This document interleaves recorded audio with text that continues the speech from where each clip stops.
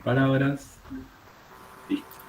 Bueno, hoy vamos a elaborar un tema bien de economía ecológica, o sea que nos va, a mí por lo menos me gusta mucho, sé que a Claudio también, que son en realidad dos temas principales. Ahora voy a la presentación, pero antes los quería como presentar. Uno es el metabolismo socioeconómico, socioecológico, metabolismo social, depende del autor ahí, tiene como distintos nombres. Vamos a ver el metabolismo para el caso argentino, con unos datos que hicimos con Guille este año, que tenemos que cerrar ese artículo, pero que son datos para el caso argentino. Sobre todo lo hicimos desde 1960 hasta acá. Hoy vamos a ver la diferencia entre dos cuestiones de historia más argentina, pero siempre haciendo hincapié desde la economía ecológica en el metabolismo. Vamos a ver bien qué es. Ese es como el primer gran concepto que vamos a ver hoy. Y el segundo gran concepto es el de sustentabilidad. Acá todos conocen la palabra. Vieron que sustentabilidad es como, no sé si, yo veo muchos debates políticos y los políticos siempre dicen queremos más educación, queremos más seguridad, queremos más sustentabilidad. Nadie te va a decir que no, ¿viste? Vieron que es como políticamente incorrecto decir quiero ser insustentable.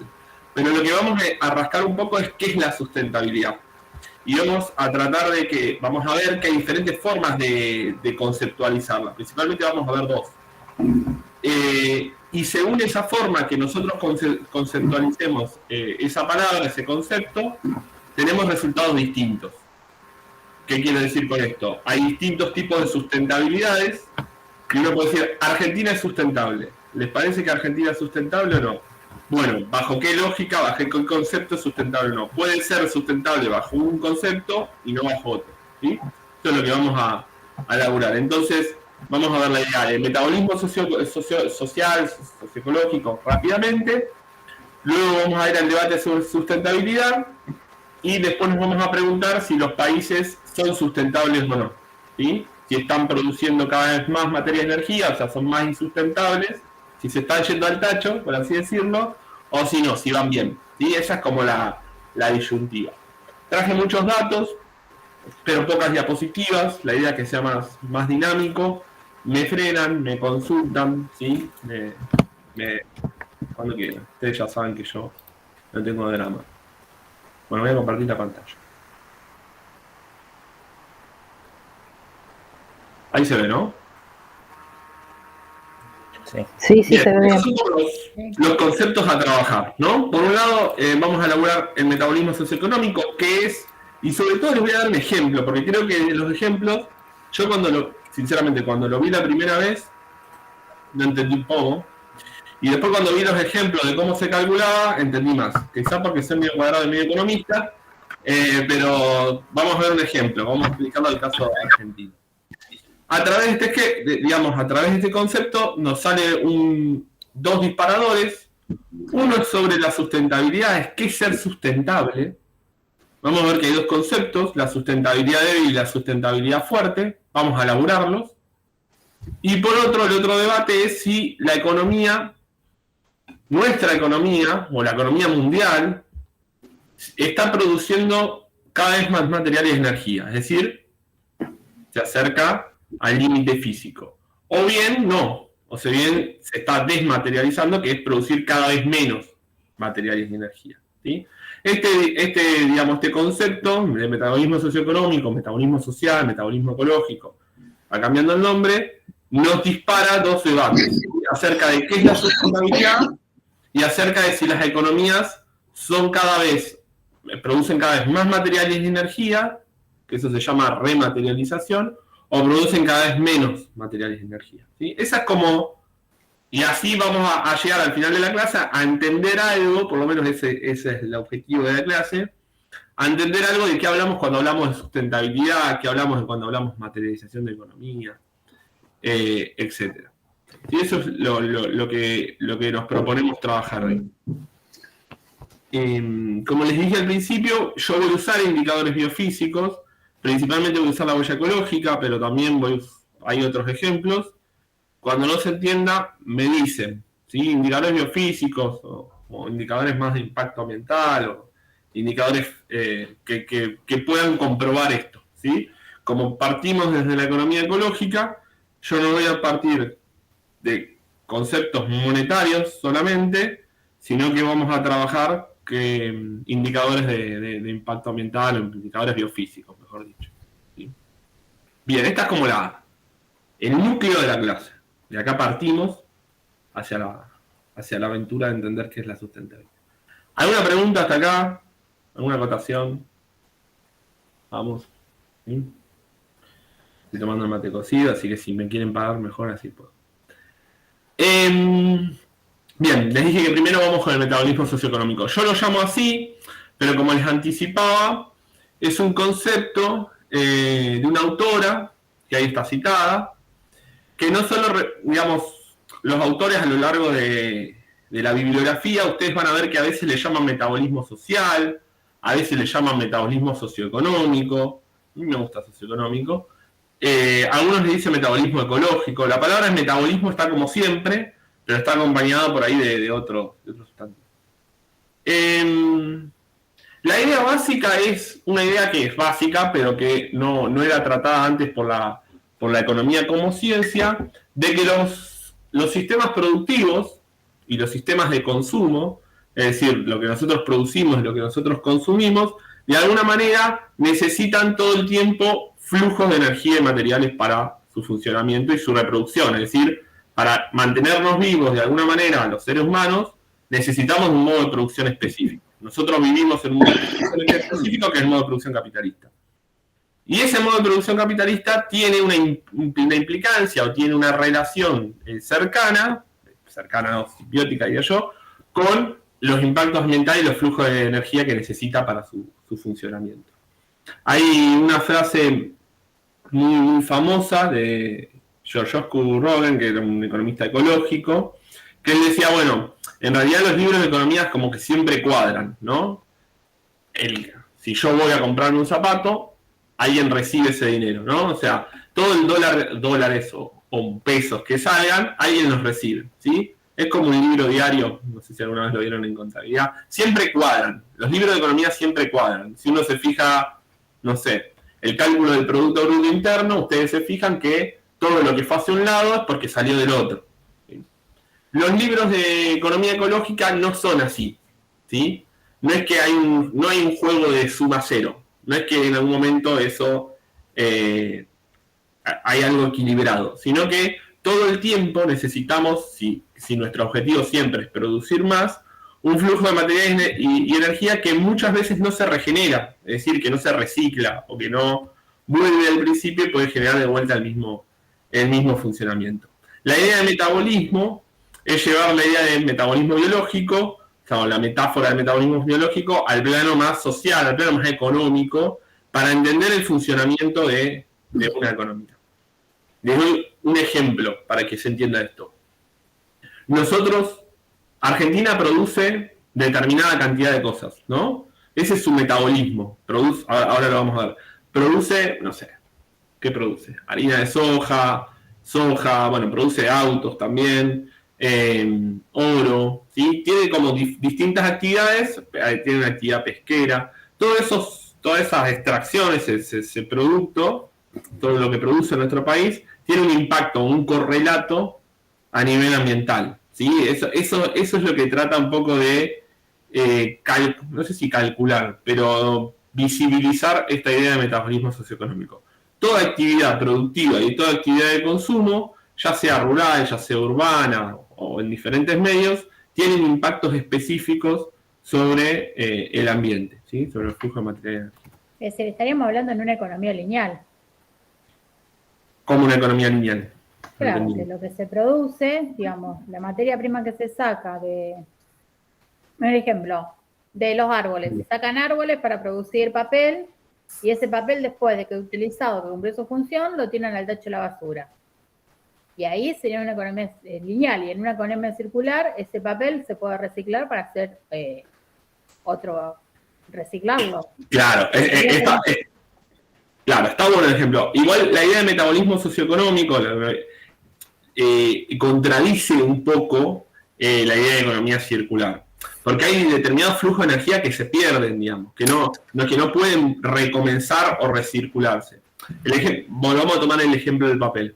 Si vos talás un árbol, primero que para talar el árbol y convertirlo en papel, necesitas un montón de procesos energéticos en el medio. Por ejemplo, va el camión del aserradero a buscar el árbol, y ese camión de aserradero también necesitas energía humana después para transformar ese árbol, trabajo humano, en papel. Necesitas de otras máquinas que consumen otros tipos de combustibles. O sea que en el proceso ese de que pasa desde el árbol al papel que nosotros utilizamos para escribir, por más que el papel después lo podamos reciclar y establecer esto de la economía circular, que obviamente que es mejor que tirarlo y que simplemente se degrade, en el medio suceden un montón de pérdidas de flujos de materiales y energía.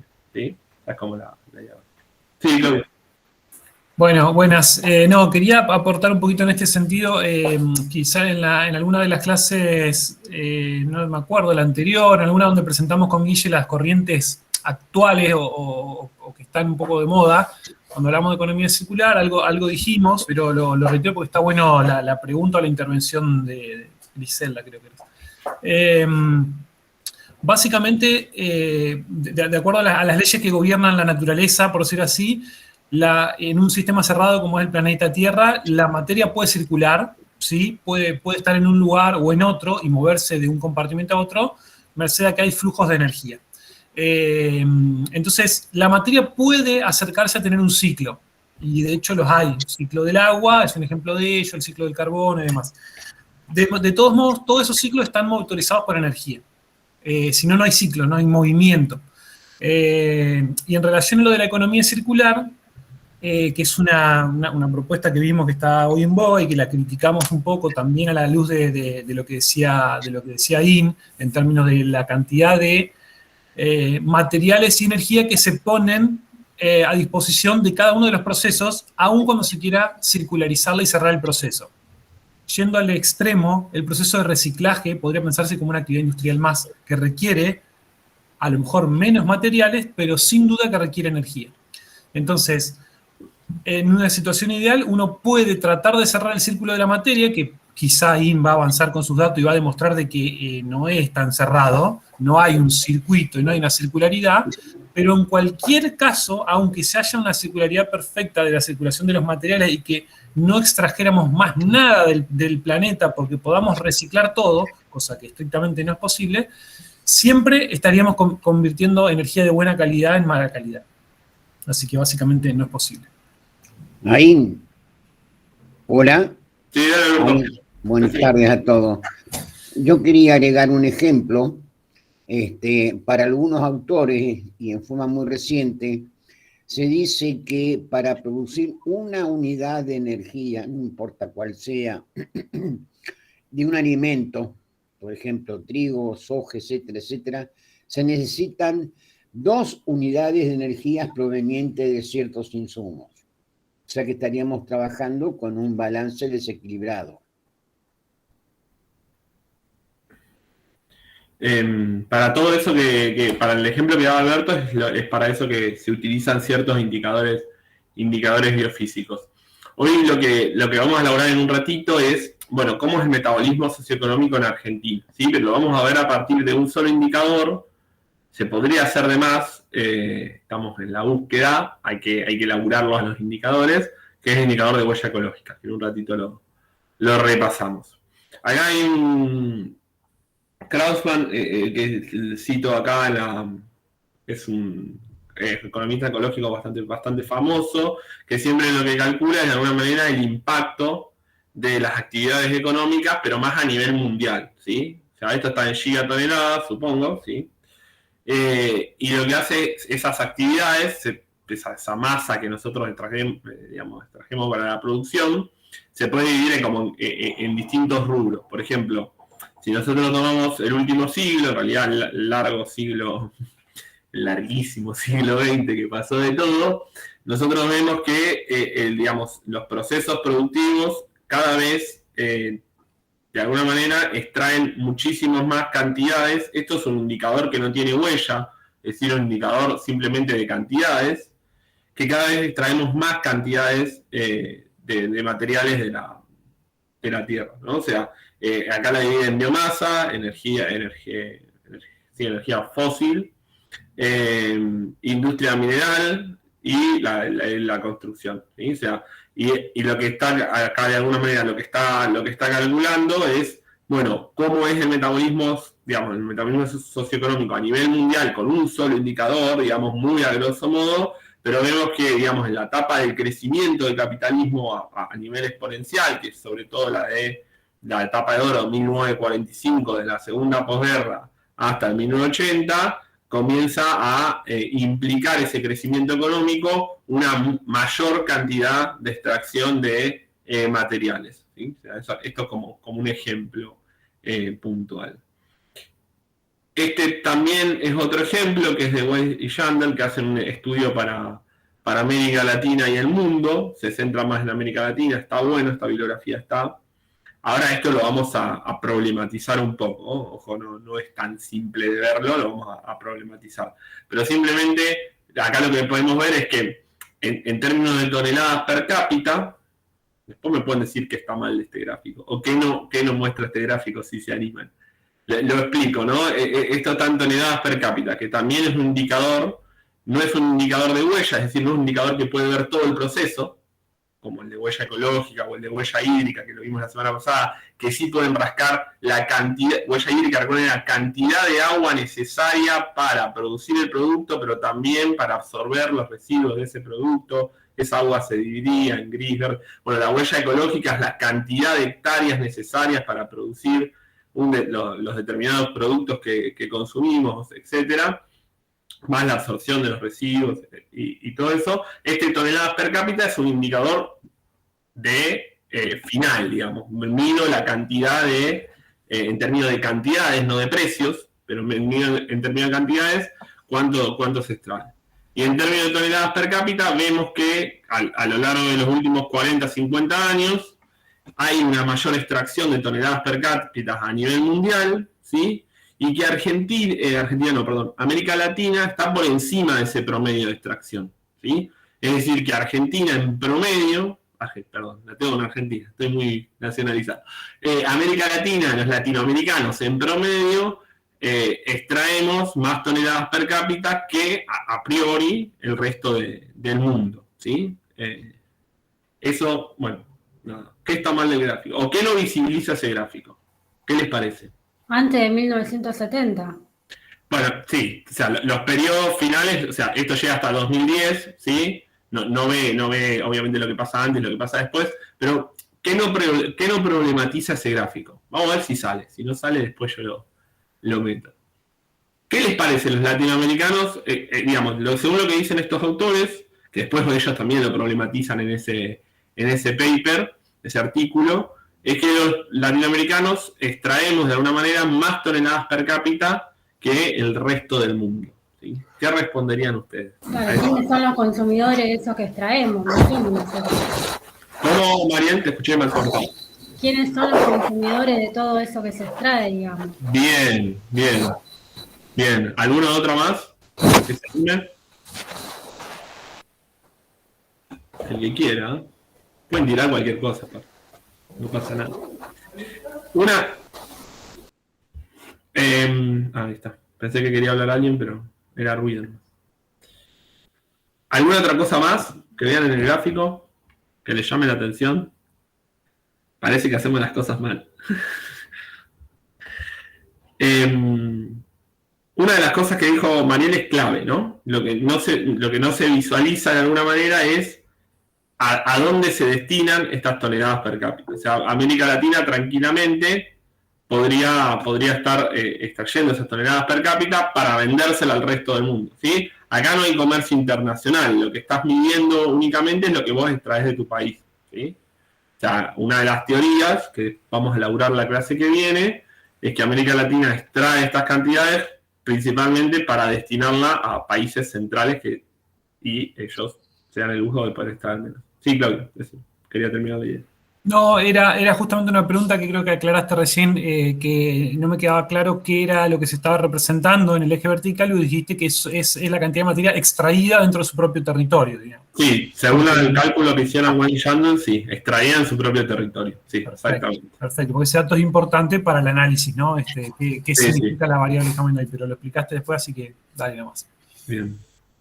Esto es lo mismo en millones de toneladas de los mismos autores, también es en cantidad de, esto no está, ya no está per cápita, ¿no? Esto está dividido por la cantidad de población, por eso da números bajitos, ¿no? 6 y 8. Estos ya son millones de toneladas, un dato absoluto y de extraído en el territorio. Sin embargo, a pesar de uno que puede decir, bueno, no mide la huella, es una crítica, no mide todo el proceso de cómo se extrae el producto, no mide quién se lo apropia, nos da una idea de cómo es el metabolismo en esos países. Yo siempre digo que como que te da un vistazo de, bueno, ¿qué producen estos países? Y esto es para América Latina también, ¿sí? Este es el de América Latina, no sé por qué no lo puse, pero estoy seguro. Fíjense que lo que más se extrae es la misma división que hacía Kraussmann, ¿sí? Por eso lo traje a colación. Es biomasa, ¿no? Es biomasa lo que por ahí más se extrae en millones de toneladas, pasa de aproximadamente 1.200 a superar las 3.000. Tiene como un crecimiento bastante exponencial en la extracción de biomasa, ¿sí? Combustibles fósiles crece, pero en menor medida. Minerales de construcción más o menos es estable, increíble, pero bueno, tiene que ver con un montón de otras cuestiones dinámicas, y crece mucho, y esta es la denuncia de los países andinos, ¿no? Bueno, Argentina también, pero sobre todo Perú, Ecuador, ¿sí? Países que tienen mucha, Bolivia incluso, minerales metálicos y minerales industriales, ¿no? Eso es lo que más crece. Vuelvo a repetir, esto no está midiendo la huella, que podría ser una crítica metodológica, y tampoco te está midiendo quién se queda con el recurso, porque, qué sé yo, Bolivia puede extraer litio, que es un ejemplo, pero puede no estar consumiéndolo, no lo puede estar usando para su desarrollo industrial, no se lo pueden estar quedando los bolivianos. Pero de alguna manera lo que nos muestra es qué es lo que se produce o cuál es el impacto de lo que se produce internamente. Yo siempre digo lo mismo, cuando vemos estos indicadores, si bien no nos da una idea acabada, ni mucho menos de las problemáticas que están en esos territorios, lo que sí de alguna manera nos facilita es entender la estructura productiva de esos países, ¿sí? Perdona además de mostrar en forma directa la cantidad y lo que vos decías, que nos muestra un poco el perfil económico, por decir así, de una manera distinta a la tradicional de ver, qué sé yo, el sector primario, secundario, de servicios. Ustedes piensen que tras cada una de estas actividades que son relacionadas con el sector primario, es decir, lo que la economía convencional denomina el sector primario, son actividades extractivas, sobre todo lo que se muestra acá con el violeta y el azul, que son minerales para la construcción, arena, cemento, etcétera, metálicos, minerales metálicos, litio, por ejemplo, es un metal, u otros directamente más tradicionales, como ser el hierro. La parte energética, combustibles, es decir, extracción de petróleo o gas, y biomasa. Ahí podríamos vincular, no sé bien qué tratamiento le dan estos autores, pero uno podría pensar que son cultivos, podrían ser cultivos forestales, todo tipo de actividades que piensen que cada una de estas tiene su impacto en el territorio en términos muy, muy cabales, ¿no? Es decir, la actividad minera tiene impactos muy puntuales, muy concretos y muy a la vista en términos de qué es lo que estén tratando de explotar. Es decir, hay enorme cantidad de movimientos de tierra superficiales y subsuperficiales, uso de químicos, uso de energía, uso de agua. Hay deforestación, por ejemplo, para hacer cultivos de lo que convenga por los términos de intercambio, soja, por ejemplo. Entonces, cada una de estas actividades productivas en el territorio tiene unos impactos ambientales y después, vamos a decir, socioambientales y conflictos distributivos que tienen que ver con la tierra, con el acceso a la tierra o con el hecho de tratar de regularlos, como puede ser, bueno, hay cosas que no se pueden hacer en determinados lugares. La ley de glaciares, por ejemplo, es decir, no se puede hacer actividades extractivas de ningún tipo en estas zonas, ¿no? Pero solo lo que muestra es la cantidad de materia que se extrae. De ninguna manera está mostrando los impactos asociados a esa extracción. Sí, tal cual. Ahora lo vamos a ver incluso para el caso argentino. Con Guille hicimos lo siguiente, elaboramos, estoy abierto a críticas porque esto todavía no está publicado, así que ya no nos van a criticar. Lo que hicimos es agarrar las cuentas nacionales de economía, no voy a hinchar mucho con eso, pero básicamente en economía podemos dividir dos tipos de patrones, en economía y en economía ecológica, ¿no? Dos tipos de patrones. Un patrón de producción, es decir, lo que vos extraes, sencillamente lo que extraes adentro de tu país. Todo patrón de producción se dedica, digamos, o a consumo de los argentinos y las argentinas. Pues ese consumo puede ser completamente desigual, ojo, no estoy diciendo, no estoy rascando sobre indicadores de distribución ni nada de eso. Ese patrón de producción puede estar asociado al consumo de cualquier argentino. Ejemplo, me voy a comprar unos par de zapatos. La inversión de los empresarios, de los capitalistas, que básicamente es comprar máquinas para seguir aumentando la producción, no es un consumo propiamente dicho, sino que es un gasto de inversión. Viene el gasto del Estado, que el Estado también necesita producir para determinadas actividades. Y el resto yo lo puedo estar exportando al resto del mundo, es decir, vendiéndoselo a otro país. De alguna manera, el patrón de producción de un país es la absorción doméstica, es decir, lo que nos quedamos los argentinos, vuelvo a repetir, no estoy midiendo si uno se quedó con mucho, otro se quedó con poco, que eso es muy relevante, pero no lo elijo medir por ahora, más lo que le dedicamos al resto del mundo, ¿sí? Nos vamos a parar en esto. Y por otro lado, yo tengo un patrón también de consumo, que es lo que consumen los argentinos, ¿sí? No lo que producen los argentinos, sino lo que consumen los argentinos, más lo que consumen los argentinos, pero que le compran al resto del mundo, ¿sí? Lo que consumen los argentinos dentro, hablando ya de dentro del país, más lo que le compran al resto del mundo. O sea, que yo tengo dos patrones. Un patrón que solamente miro lo productivo, miro la salida del producto, y puedo decir, esa salida de producto va dentro del país, o esa salida de producto va fuera del país, ¿sí? Y el otro patrón que yo tengo es el patrón de consumo, que es lo que estoy mirando del otro lado del mostrador, y estoy diciendo qué consumen los argentinos. Bueno, pueden consumir cuestiones fabricadas dentro del país, o cuestiones fabricadas de alguna manera en otra parte del mundo. Absorben más que consumen, porque consumen es una sola cuenta.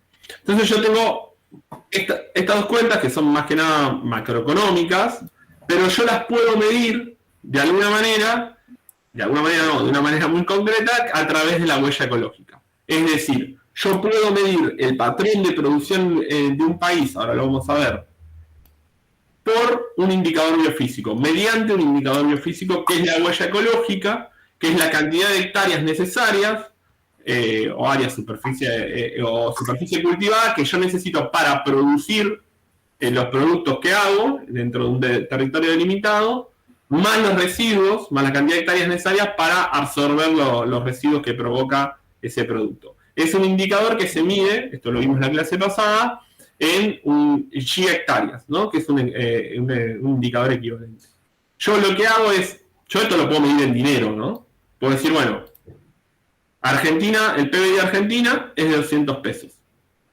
150 pesos es por producción propia y 50 pesos lo conseguimos exportándole cosas al resto del mundo. Lo mismo puedo hacer con el patrón de consumo, ¿no? Puedo decir, los argentinos consumimos 300 pesos, ¿sí? Consumimos más de lo que producimos, puede pasar.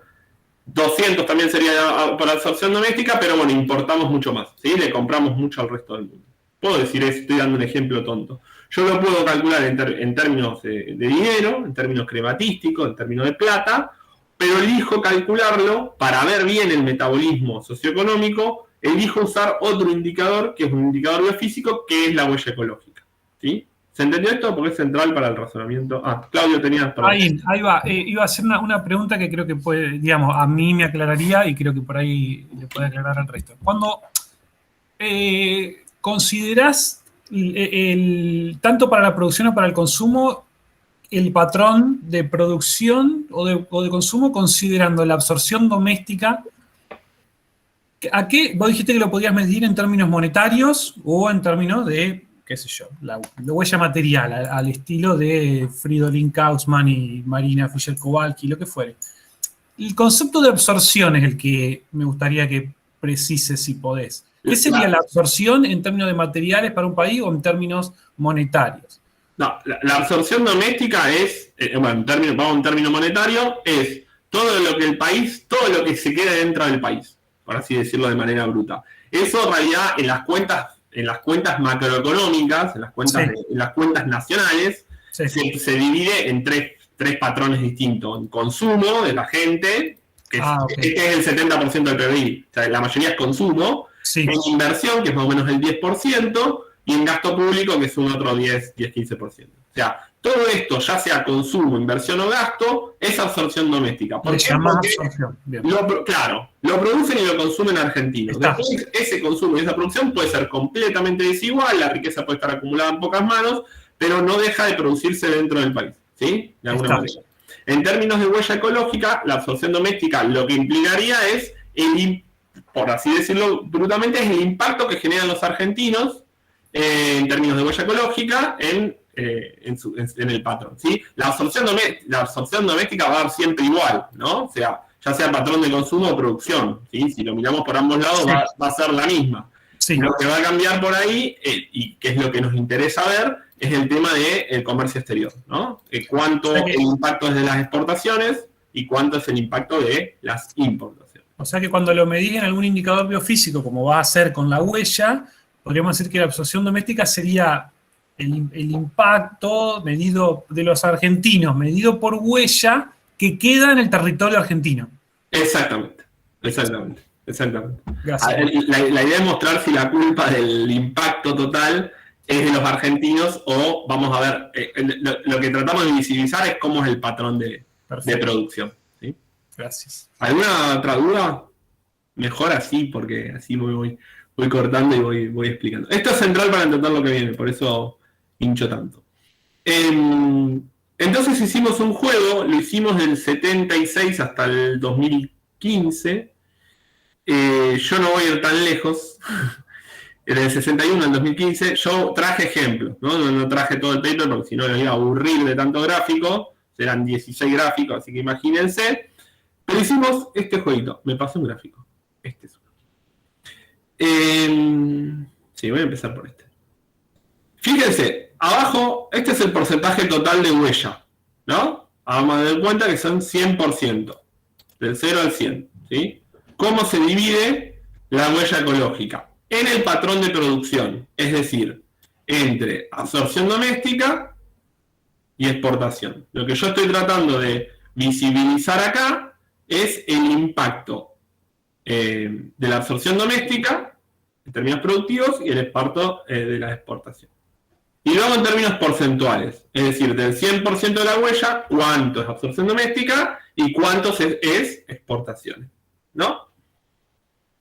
Vamos hasta ahí, ¿no? Y después tengo años abajo. Tengo desde 1961, por una cuestión de disponibilidad de datos, hasta el 2001. Después les explico por qué elegimos estos periodos, pero tienen que ver con cuestiones económicas del país, básicamente. No quiero meterme en eso. Del 61 hasta el 76, fíjense que hay un corte de colores, es el modelo más industrial. Este que está en verde-amarelo, tipo brasilero, es el modelo más industrial de Argentina. Y del 76 al 2001 es lo que nosotros conocemos como neoliberalismo, ¿sí? Que es un modelo de desindustrialización, de reprimarización productiva. Bueno, vamos a probarlo. Entonces yo mido el 100% de la huella. Y veo que, te doy un ejemplo, en 1975, casi el 80% en términos de huella ecológica era, de alguna manera, absorción doméstica. Es decir, la consumía, la invertía o la gastaba el Estado dentro de Argentina. Esa es como la idea básica. Y el otro 20, un poquito más del 20 era en realidad, eran exportaciones al resto del mundo. ¿Sí? Era un patrón de acumulación donde, como veíamos, la absorción doméstica ocupaba mucho en términos de impacto ambiental dentro del país. ¿Sí? También en términos de dinero, la absorción doméstica era más. ¿Sí? Después podemos discutir cómo estaba distribuida. Vuelvo a decir, estos impactos dentro del territorio son completamente desiguales. Yo no estoy diciendo que todos los argentinos consumimos esta cantidad. Lo que sí les puedo decir es que el impacto en este modelo, que es un modelo un poco más industrial, el verde-amarelo, fíjense, lo amarillo que crece es el impacto producto de la absorción doméstica. Y la parte verde, el área verde, es el impacto por solamente venderle al resto del mundo. ¿Sí? Cuando cambiamos de modelo, es decir, cuando nos vamos al modelo primero de la dictadura del 76, que yo un poco hablé en la clase de economía, pero bueno, sé que no estudiaron todos. Cuando nos vamos al modelo que uno de sus resultados mayores fue la desindustrialización, vemos que gran parte de este porcentaje comienzan a hacer las exportaciones. ¿Sí? Llega hasta un 45% incluso. Y el otro 55% es absorción doméstica. ¿Qué significa esto? Significa varias cosas, ¿no? Que el modelo que va del 76 al 2001, después lo comparamos con el del 2002-2013, no lo traje hoy porque este se ve más claro. Es un modelo donde el impacto ambiental, por términos porcentuales, ahora vamos a ver en términos per cápita porque traje otras cosas, está dado mucho más por las exportaciones, por venderle al resto del mundo. Esta idea del supermercado del mundo, ¿no? La estamos viendo, pero con un indicador biofísico, que es la huella ecológica. ¿Se entiende el gráfico, más o menos? ¿Me siguieron? ¿Bien? José, no sé si quería decir algo. Pensé que... O sea, el consumo doméstico sería, o sea, con este gráfico lo que se estaría haciendo es dimensionar más el gráfico que vimos hoy, que decíamos que no tenía en cuenta quién se vendía y... Exacto, José, exacto, digamos. Acá lo que estás viendo, dejaste de ver las millones de toneladas, y primero es mejor porque es una huella, ¿no? O sea, la huella ecológica lo que trata de, si bien tiene varios errores metodológicos, o sea, no capta todo, eso lo vimos en la clase pasada, está en términos de huella, o sea, que rastreas todo el proceso productivo. Y lo que buscábamos hacer con Guille justamente es problematizarlo. Bueno, ¿dónde está yendo esas millones de toneladas? Que en realidad la transformamos en huella porque es otro indicador. ¿A dónde se está yendo? ¿No? O si es absorción doméstica, si es consumo de los argentinos, que vuelvo a decir, puede ser desigual el consumo. No significa que sea buena la absorción doméstica per se, ¿sí? O es exportaciones, ¿sí? Esto en términos de porcentaje. Quería mostrarles uno más, que es en términos absolutos, ¿no? Esto es en términos absolutos, no en términos de porcentaje, nada. Esto está en gigahectáreas, ¿sí? En cantidad de hectáreas, ¿sí? En cantidad de gigahectáreas. Es el mismo ejercicio. Nosotros vemos que Argentina cada vez produce más, tiene una huella mayor, una huella ecológica mayor, pero esa huella ecológica mayor, fíjense, me da... La absorción doméstica de 1975 en términos de huella es la misma que la del 2001.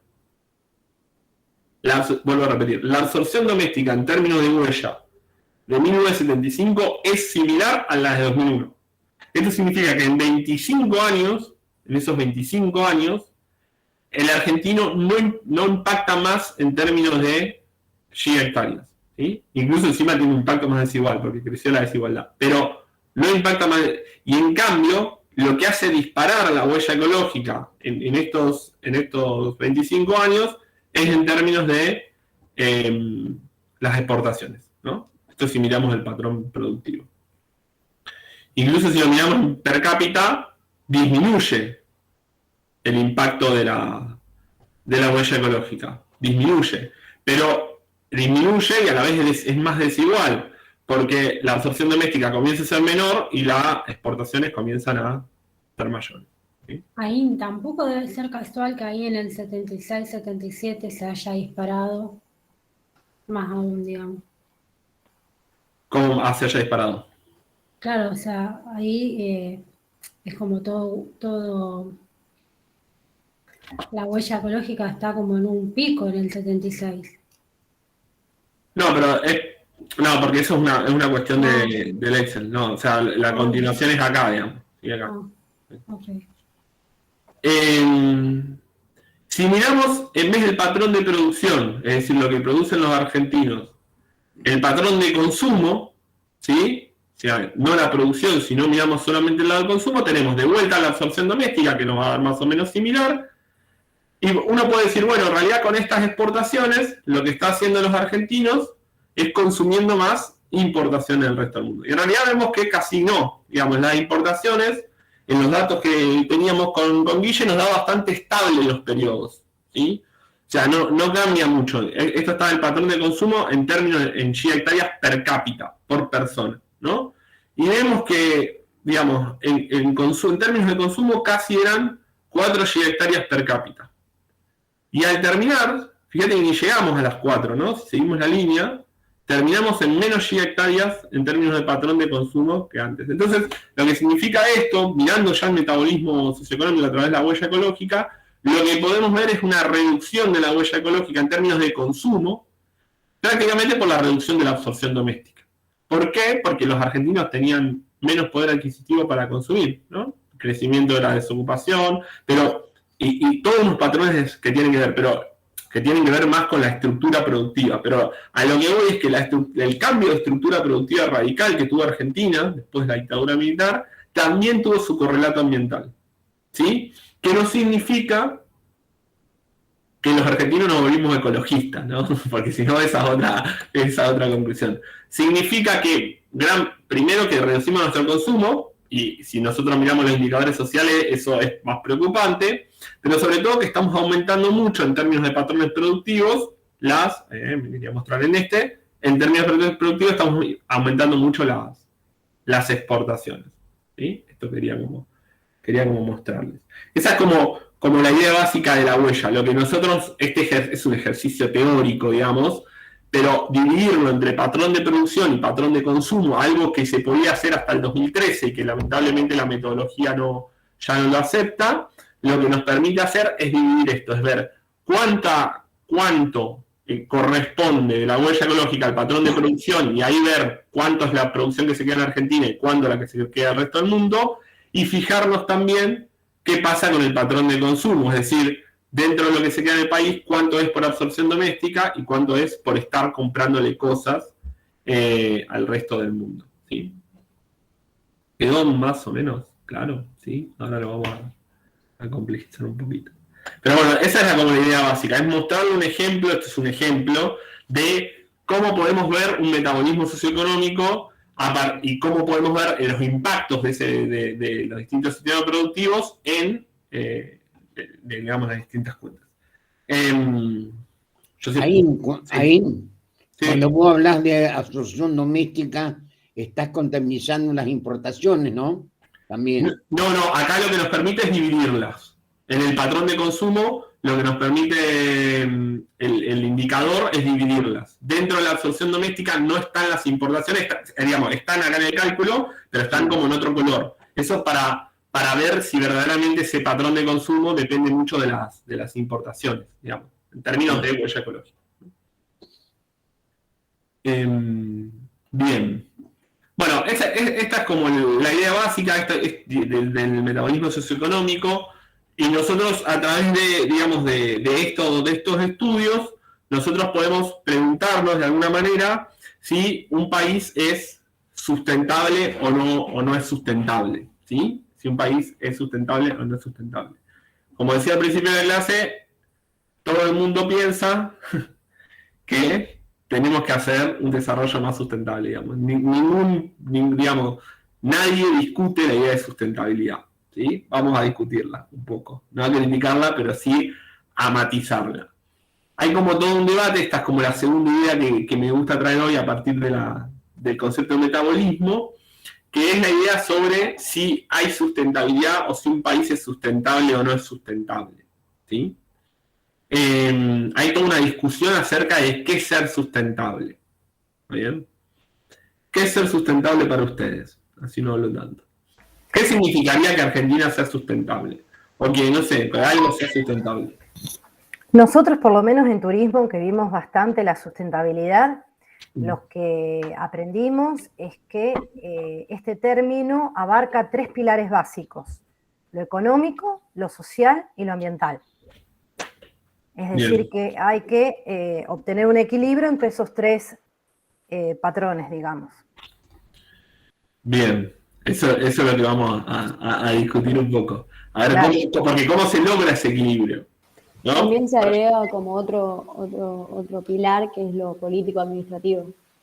Bien, bien. Pero, digamos, si uno tiene que producir, vamos a un ejemplo concreto, si uno tiene que producir, ya tiene cierto impacto ambiental, ¿no? Entonces, digamos, hasta qué punto hay que ver el logro de ese equilibrio. Digamos, la gran pregunta es, ¿cómo sabemos si somos sustentables o no? ¿Sí? Esa es como la pregunta básica. Porque uno puede decir, bueno, yo mantengo los equilibrios sociales, ambientales y económicos, y político-administrativos, como dijo Martina, pero la cuestión también de fondo es, ¿cómo sabemos nosotros si Argentina va por un sendero de desarrollo sustentable o no sustentable? ¿Sí? Esa es como la idea básica. Profe, puede ser que la sustentabilidad pueda hacer referencia a lo ecológico, pero a la vez no. O sea, un proyecto puede ser sustentable económicamente, pero no teniendo en cuenta lo ecológico. Me gusta tu intervención. Como que no hay que dividir, A ver, Martina, dale. como que no hay que dividir así lo sustentable de lo rentable, que como muchas veces se puede decir, no, lo sustentable no es rentable. Y si no es rentable, en sí no es sustentable, porque se tiene que mantener en el tiempo. Bueno, Atacando lo ecológico, principalmente. Pero bueno, también son recursos que si no los cuidamos desaparecen. Claudio, no sé si quería decir algo. No, estaba pensando si en base a la pregunta de José, si no hay como una posibilidad de asociar los términos de sustentabilidad que viene de un área, qué sé yo, que no viene de la economía, por decirlo así, con rentabilidad.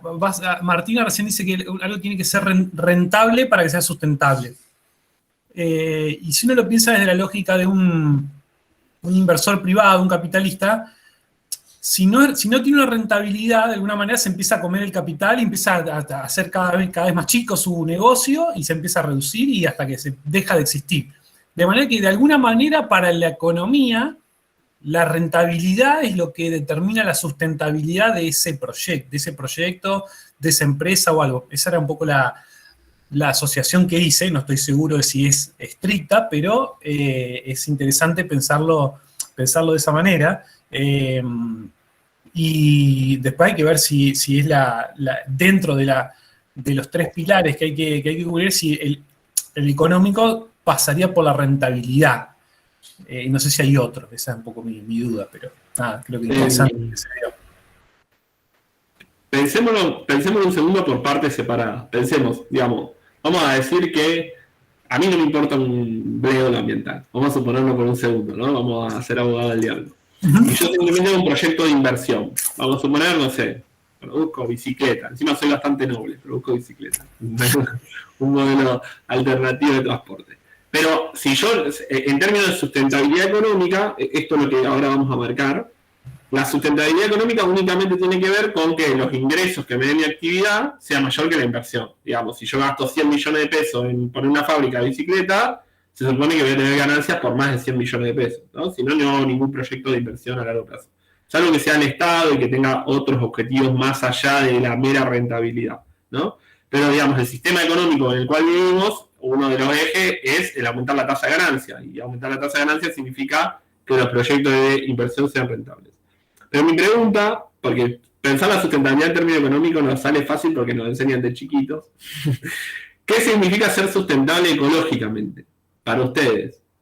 O sea, saquemos la rentabilidad. Vamos a suponer que vivimos en un mundo donde no nos guía la rentabilidad, ¿sí? Que no necesitamos la plata. Vamos a suponerlo por un segundo y hacer esa abstracción. ¿Qué sería ser sustentable ecológicamente? Que los recursos sean, me sale como transgeneracionales, por decir una palabra, pero me refiero a que lo puedan usar las siguientes generaciones. Bien, es como la idea de desarrollo sustentable más clásica, esto de dejar que las otras futuras generaciones consumir, pero sin dejar o sin perjudicar a las generaciones venideras, ¿sí? Esa es como la definición tradicional del desarrollo Sin sustentable. extinguirnos, digamos. ¿Sin Vamos qué? derecho a la extinción. Claro, ese es un problema. ¿No?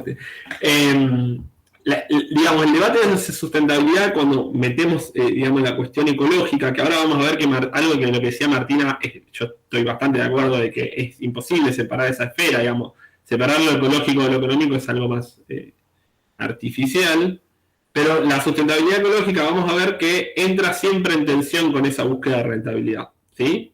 Vamos a ver que el concepto de sustentabilidad se divide en dos, algo que le vamos a llamar sustentabilidad débil, que lo ponemos nosotros, y otro que se llama sustentabilidad fuerte, pero básicamente significan dos cosas distintas. Lo que sí hay que tener en cuenta siempre es que la sustentabilidad ecológica, digamos, algo que Claudio debe haber dicho 20 veces, que el planeta tiene un límite físico, o sea, objetivo. No hay límites relativos. Es decir, nosotros producimos a una escala cada vez mayor, ese límite se acerca más, es como una pared, ¿no? Y nosotros vamos corriendo hacia la pared, si aceleramos, nos vamos a chocar más rápido, podemos elegir frenarnos y vamos a tardar más tiempo. Pero es un límite físico, digamos. La sustentabilidad ecológica está ahí, digamos. La insustentabilidad ecológica está ahí. Pero hoy vamos a tratar de matizarla y de sobre todo que muchas de las cosas, esto de no dividir sustentabilidad ecológica por un lado y ambiental y económica por otro, tiene bastante de sentido, porque obviamente lo que venimos reproduciendo en todas las clases y lo que expliqué recién con metabolismo es que las implicancias de los modelos de acumulación de capital o de los procesos productivos, de los patrones de acumulación, tienen su correlato ambiental, ¿sí? Así que es imposible disociarlos entre sí, ¿sí? Ahora lo vamos a laburar. Básicamente, voy a dar las dos, ustedes eligen cuál se quedan. Yo soy más militante de la sustentabilidad fuerte. Justamente no es que nadie le va a decir sustentabilidad débil, es un adjetivo que de alguna manera le colocan a aquellos que piensan que la sustentabilidad fuerte es mejor, ¿no? O sea que se le llama como relativa también, débil o relativa. Vamos a hablar de débil y después vamos a hablar fuerte. La sustentabilidad débil se basa en la rama que vieron con Claudio y Guille de la economía ambiental, ¿sí? Les explico cómo funciona. Y después, digamos, porque uno dice soy sustentable y nadie va a decir soy sustentable débil. Después vean en la tele y si pueden decir, la idea es que después de esta clase puedan decir, bueno, ese defiende un concepto de sustentabilidad más bien débil, este defiende un concepto de sustentabilidad más bien fuerte. ¿En qué se basa la sustentabilidad débil? Se basa en los preceptos de la economía ambiental. La economía ambiental, que es la rama ortodoxa dentro de la economía, que es la economía neoclásica, la rama ortodoxa que se dedica al ambiente, entiende al mundo, en realidad, como un capital, ¿no? Y yo esto es algo que me irrita un poco, pero en realidad lo que dicen estos economistas es lo siguiente. Para vos producir algo existe una función de producción que combina tres ingredientes, por así decirlo. El capital natural, que a veces le dicen tierra o recursos naturales. El capital manufacturado, que serían las máquinas, ¿sí? Que yo necesito para el proceso productivo. Y el trabajo, que ahora en el siglo XXI se le dice capital humano, ¿sí? Parece que todos somos capitalistas. O sea, que toda función de producción, o sea, le doy un ejemplo tonto. Para yo producir esta virome, necesito determinada materia prima que extraigo directamente de la tierra, ¿sí? Necesito una máquina que produzca esta lapicera y necesito trabajo humano, ¿sí? Entonces, todo el capital total o todo lo que se produce a nivel mundial, a nivel país, a nivel local, a nivel provincial, no es más que la suma de tres capitales con orígenes distintos, ¿sí? Yo estoy reproduciendo lo mismo que dicen estos economistas, ¿sí? Cansando la misma reproducción.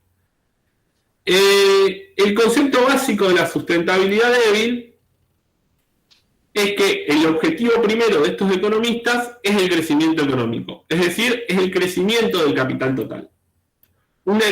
El precepto básico es, si una economía crece, si crece su capital total, es decir, resuelve la mayoría de problemas macroeconómicos, o económicos o sociales, ¿sí? Si Argentina, ejemplo, Argentina logra aumentar su capital total, lo que de alguna manera logra también es resolver varios de sus problemas sociales. ¿Sí? Esa es como la idea que está atrás. No se dice así, pero está así. El crecimiento económico es lo que nos puede salvar de todos los problemas. Ese crecimiento económico no es más que decir aumento del capital total, vuelvo a repetir. Pero ¿cuál es el concepto central que está acá? Que la idea de aumentar, hay una perfecta sustitución entre estos capitales. Entre el capital natural, el capital manufacturado y el capital humano. El que viene de economía me va a entender, pero el que no, lo voy a pasar a explicar. ¿Qué significa esto? ¿No? Les voy a dar un ejemplo. Yo talo un árbol, voy al ejemplo del papel. No sé por qué siempre se nos viene en el imaginario el papel a la cabeza. Puede hacer cualquier actividad, pero siempre se nos viene el ejemplo del árbol y el papel. Yo talo un árbol, ¿no? Es un bosque, para hacerlo más. Eso significa una pérdida de capital natural. Claramente ese bosque me ofrecía ciertas cuestiones, un servicio ecosistémico, varios servicios ecosistémicos, que ahora yo ya no tengo. ¿Sí? Porque básicamente los deforesté. Entonces perdí, eso lo puedo pasar a precio. Perdí 100 millones de pesos por haber talado el bosque. Pero con ese árbol me permite de alguna manera vender papel en el mercado por 200 millones de dólares, el doble. ¿Sí? Es decir que eso me va a dar, si el capital humano no se mueve, me va a dar un aumento del capital total, ¿no? Si bien hubo un movimiento adentro, ¿cuál fue el movimiento adentro? Bajó el capital natural porque talé árboles y subió el capital manufacturado porque de alguna manera pude hacer con esos árboles otra materia prima más rentable. Entonces, un economista ambiental diría que este modelo es sustentable. ¿Qué es sustentable? ¿Por qué? Porque si bien yo estoy extrayendo cada vez más productos naturales, si yo bien estoy extrayendo cada vez más productos naturales, el resultado de esa extracción de capital natural es un mayor crecimiento del capital total.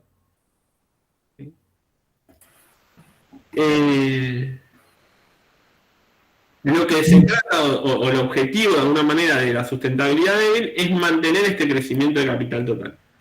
¿Bien? Dije, entonces, el crecimiento de capital total como eje. Segundo, hay una perfecta sustitución. Yo puedo bajar uno, pero reemplazarlo por otro, y eso significa capital total. Ahora voy. Y lo tercero es que de alguna manera pienso que todo se puede pasar a precio. Que eso es bien de la economía ambiental. Porque de alguna manera yo, para la tala del bosque, necesito saber cuánto representa esa tala del bosque en términos de precio, porque si no yo no lo puedo comparar con el papel que vendo en el mercado. ¿Sí? ¿Vieron? No sé si hay... claro. Sí, justamente iba a eso, a esas últimas cosas puntuales que dijiste que creo que son súper relevantes. Vos ahí estás mostrando una suma, ¿no es cierto? De tres cosas. Y quizá para los que vienen del área de la economía tiene algún sentido, pero para quienes venimos de las ciencias duras sabemos que solamente podemos sumar cosas que sean homogéneas dimensionalmente. ¿Qué quiere decir? Que si voy a sumar masa de cosas, tendrán que ser kilos o toneladas, pero de alguna manera, si no, no puedo sumar cosas que sean de distintas unidades. Entonces, lo que está mostrando eso es que hay que homogeneizarlo. Esa homogeneización viene dada por la traducción a precio, como vos bien dijiste. Entonces, no solo está la perfecta sustituibilidad entre formas del capital, lo cual desde alguien que viene de las ciencias naturales va a decir de ninguna manera esto es perfectamente sustituible, y por el otro está la propia monetización, la traducción a precios de, por empezar, qué sé yo, algo que viene de una rama totalmente distinta a lo mejor a lo que vamos en este curso, que es de ponerle precio a la humanidad, ¿no es cierto?, al capital humano, al tiempo, a la vida de la humanidad, de los hombres y las mujeres, sea que trabajen o que no trabajen, con los seguros de vida, cosas por el estilo, y después con lo que vos planteaste de sustituir parte o todo de un capital, de un stock de capital natural, como puede ser un bosque y todos sus servicios de funciones ecosistémicas, con algo que se traduce después en un capital manufacturado que se comercializa en el mercado. Entonces, el corolario de toda esa suma, desde mi punto de vista, no sería estrictamente que suba, que sería lo que desearía la economía convencional, que suba el capital total independientemente del cómo, pero uno podría decir que la sustentabilidad débil sería que como mínimo ese capital total, compuesto de esas tres formas, no decrezca en el tiempo. No decrezca en el tiempo. Ahora, cómo se componga le importa bien poco. Entonces podría darse el caso extremo de que ese capital total se componga de todo capital manufacturado y capital humano, y nosotros diríamos, es inviable. No, hay cosas del capital natural que no pueden ser artificializadas por capital y transformadas en un capital manufacturado. De modo que ahí le vamos a encontrar la limitante, que es lo que va a plantear seguramente cuando hable de sustentabilidad fuerte. Exacto. O sea, eso es central, digamos. La sumatoria es entre parte homogénea, esa parte homogénea es el precio de mercado, ¿sí? Cuando no tengo precio de mercado, ¿qué hago? Lo que hace la economía ambiental, que es la rama que se dedica a esto, es le encuentro algún precio, un método de valoración. Busco un método de valoración, precio hedónico, valorización contingente, algún método de valoración que me permita a mí, qué sé yo, le pregunto, un método de valoración es le preguntarle a los pobladores cuánto para ellos vale el bosque. ¿Sí? Sacan un promedio y dicen, bueno, bosque vale esto. ¿Sí? Pero siempre pasarlo a precio. Esa es como la idea. Si no encuentro un precio de mercado, el árbol es fácil encontrar un precio de mercado a un árbol. Básicamente lo debe tener. Pero hay otros productos que es difícil encontrarle al capital natural. El servicio ecosistémico del delta. Vi un trabajo ayer espantoso. Bueno, sobre el servicio ecosistémico del delta, ¿qué hace? Pasa el servicio ecosistémico que da el delta a precios. ¿Sí? Entonces dice, bueno, los humedales tienen este servicio ecosistémico. Por ejemplo, protege de ciertas inundaciones, decía. Entonces, ¿cuál es la valoración de las inundaciones? Bueno, tanta plata, pero siempre a plata, ¿sí? Porque la única manera de comprobar si algo es sustentable o no es traduciéndolo a precios de mercado. De alguna manera, como comparto lo que dice Claudio, si la idea es que este capital nunca caiga, ¿sí? Se puede mantener o puede crecer, pero que nunca caiga este capital total. Si yo siempre voy a sacrificar zonas naturales, que se le llaman así, ellos le llaman así, si voy a establecer zonas de sacrificio que sean en pos de mejorar alguno de los otros capitales más que proporcionalmente, o igual que proporcionalmente. ¿Sí? Bien. Entonces, para comprobar, bueno, esto es como un resumen de lo que acabo de decir, así que lo voy a pasar más fácil, pero digamos, la sustentabilidad está dada mientras el crecimiento económico no implique reducciones del capital total, ¿no? O sea, yo puedo ser sustentable siempre y cuando no implique reducciones del capital total o que el capital total se mantenga. Ahí cerrarle el micro a Alberto, que no sé qué está... ¿Escuchaba algo de fondo? Sí, ahí está. Ahí va. La idea de sustentabilidad débil requiere la valorización del ambiente, que es un poco lo que decía Claudio, y obviamente ignora los límites físicos por también esto último que decía Claudio, digamos, alguien que venga a la ciencia natural no me puede decir que el capital total solamente puede ser la suma del capital manufacturado con el capital humano, ¿no? Obviamente el capital natural siempre necesitamos de los tres capitales si eso existiese. A mí no me gusta la idea de capital humano, ya me parece horrible, porque da la idea, el concepto de capital es el dueño de los medios de producción, no tiene nada que ver, o sea, un trabajador no es dueño de capital, porque no sería trabajador, sí, pero bueno, no importa. Más allá de esa cuestión que tiene que ver con la conceptualización de la economía política, siempre estaría de acuerdo, o sea, ignora el límite físico, ignora que este capital natural no puede no existir, ¿sí? Por así decirlo. La sustentabilidad fuerte, que es el segundo concepto, que proviene más de la economía ecológica, que es la rama a la cual nosotros más nos dedicamos y más estudiamos y que estamos un poco más cómodos, por así decirlo. Hay un autor que es Martínez Alier, que dice, bueno, podemos suponer que esta suma se da, pero hay como una condición. Dentro del capital natural,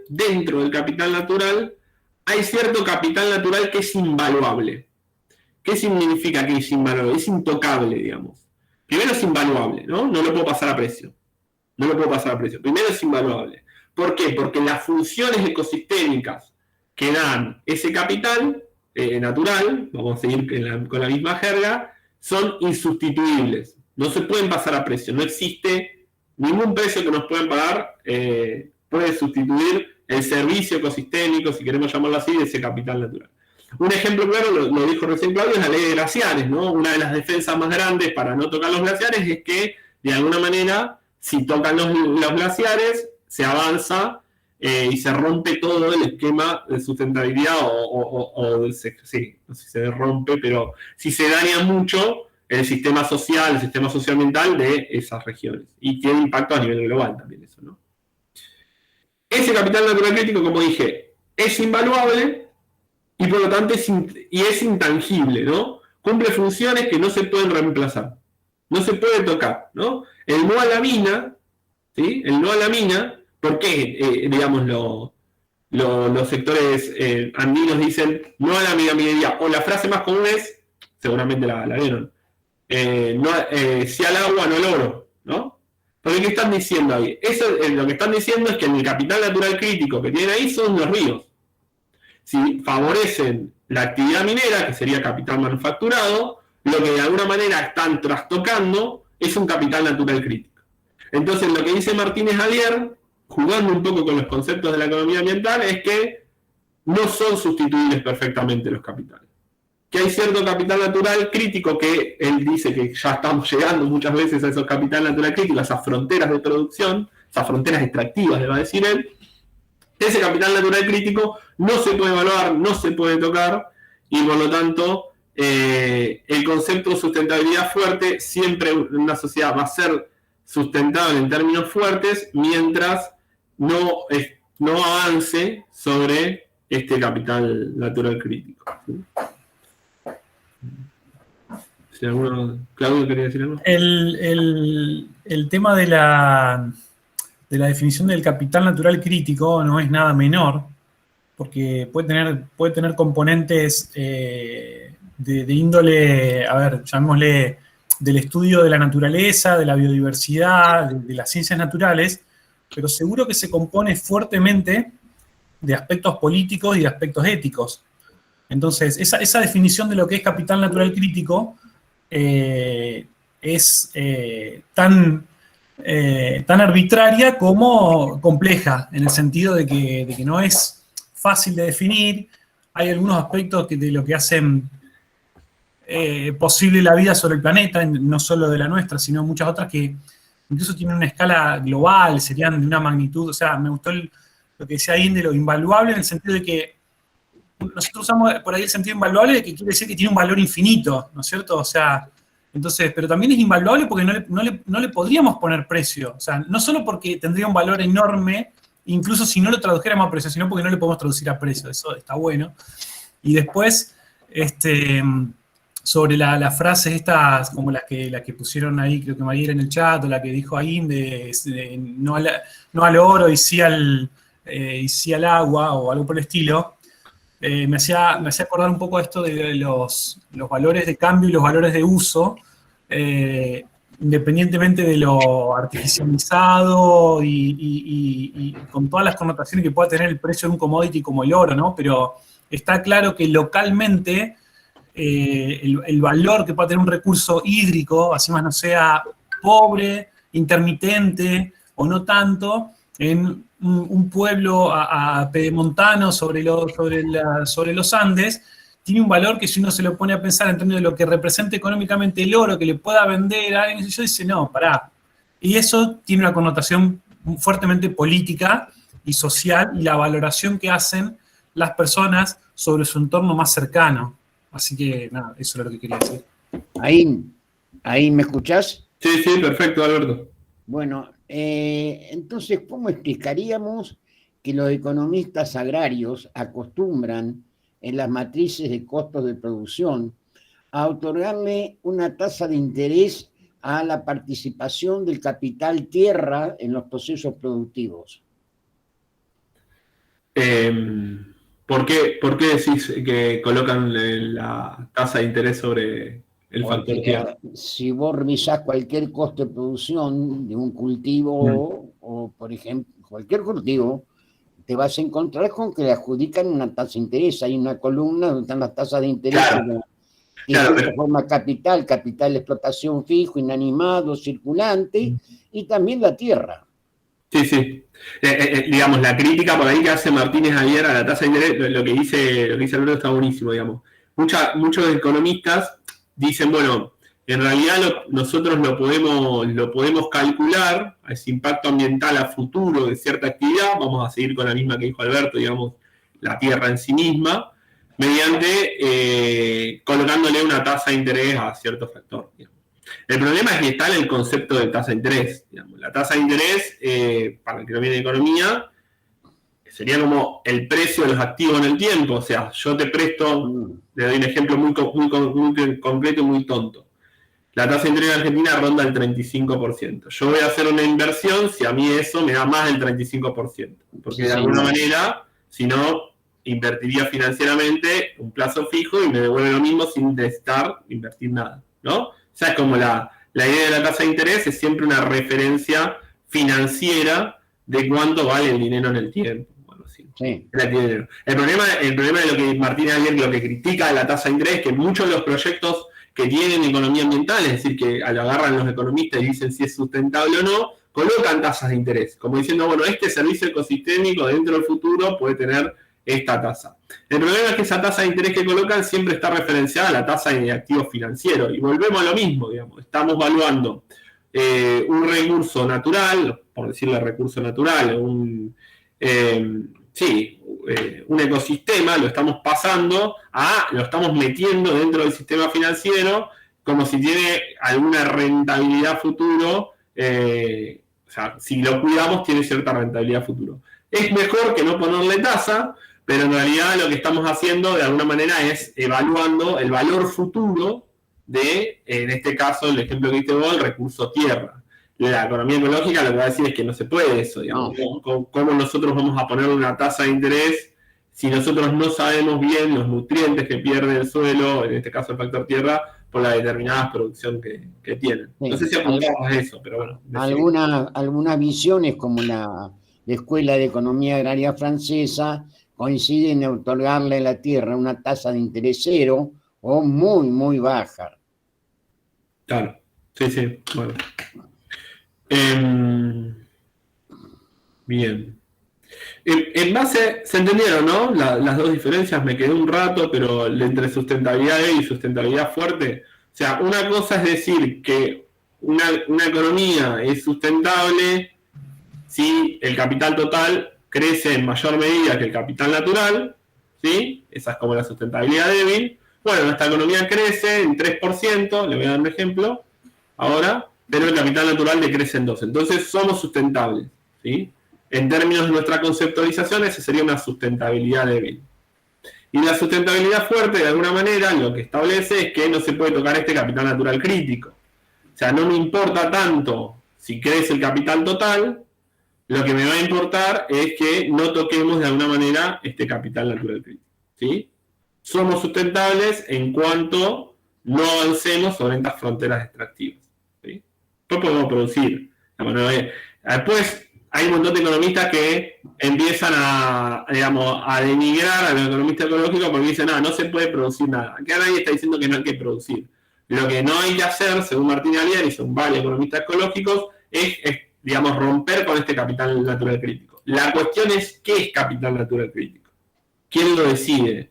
Digamos, los territorios que viven ahí, digamos, las poblaciones que viven cerca del territorio extractivo, lo decidimos entre todos, lo decide un técnico en la oficina. Bueno, no tengo la solución, pero ¿qué es capital natural crítico? Es un objeto de debate. Y diría que no es un objeto de debate para los economistas, es un objeto de debate justamente para los que se dedican a las cuestiones más ambientales. No, incluso puede tener una dificultad adicional, que hay capitales naturales críticos que son a escala global, cuya gestión es casi imposible. Piensen ahora, por ejemplo, hace 20 años, pero digamos, hace 20 años que está de moda, es triste decirlo, pero la cuestión de cambio climático, crisis climática, emisiones de gases de efecto invernadero. Los expertos sobre cambio climático reunidos en el IPCC en varias instancias más establecieron hace años de que algo razonable para mantenernos dentro de una situación en la que las cosas no se vuelvan impredeciblemente negativas es tratemos de mantenernos dentro de 1,5 grados máximo, y eso de 1,5 grados respecto a la era preindustrial, y eso implicaba una determinada cantidad de emisiones, y de ahí los compromisos para tratar de reducir. De alguna manera se estableció técnicamente, y después políticamente, económicamente, cada país hizo lo que quiso o lo que pudo. Más allá de establecer algunos objetivos, incluso declarados y tratando de llegar, se dificultaron, y otros directamente en algún momento se bajaron, como ser la administración Trump en Estados Unidos. Después volvieron, o no sé si volvieron ahora, ya no me acuerdo. Pero quiero decir, tienen esa dificultad de que incluso cosas de que no tienen un correlato tan claro con el territorio, por decirlo así, porque ahí a lo largo de un año todo lo que se emita como gas de efecto invernadero termina volcado a la atmósfera y se mezcla, ¿no? Así que lo que se produzca de un lugar a otro es... no importa dónde se origina, quiero decir. Iba a decir algo, me olvidé. Dijiste Trump y ahí me nublé. Ahora ya me voy a acordar. Bueno, por último, me gusta terminar siempre esta clase. Sé que por ahí es mucha info, pasamos del metabolismo. La idea de desmaterialización, ¿no? Vienen pegadas. Sustentabilidad y desmaterialización vienen pegadas. Ahora les muestro por qué. En 1970, muchas organizaciones, no me voy a poner a contar la historia, que la sé porque la estudié en su momento, Club de Roma, Club de Bariloche, digamos, muchas organizaciones ambientales, científicas también, establecieron que el crecimiento económico tenía un límite físico, ¿no? Esta idea que muchas veces trae la economía ecológica. Y la gran pregunta que se hacían y que nos seguimos haciendo es si es posible sostener un crecimiento económico, es decir, aumentar cada vez más la cantidad de bienes y servicios que producimos, sobre la base de un creciente consumo de recursos cada vez más escasos, ¿no? Esta es como la pregunta central de esos científicos en los 70, los finales del 60, diría yo mejor, es la pregunta central, ¿no? Nosotros podemos seguir creciendo sobre la base de un consumo creciente de recursos que cada vez son más escasos, ¿no? Un ejemplo claro del petróleo, pero son todos más escasos. Entonces se dio el debate sobre la sustentabilidad, porque esta pregunta no es más que la pregunta de si sos sustentable o no. ¿Sí? O si ahora lo vamos a ver.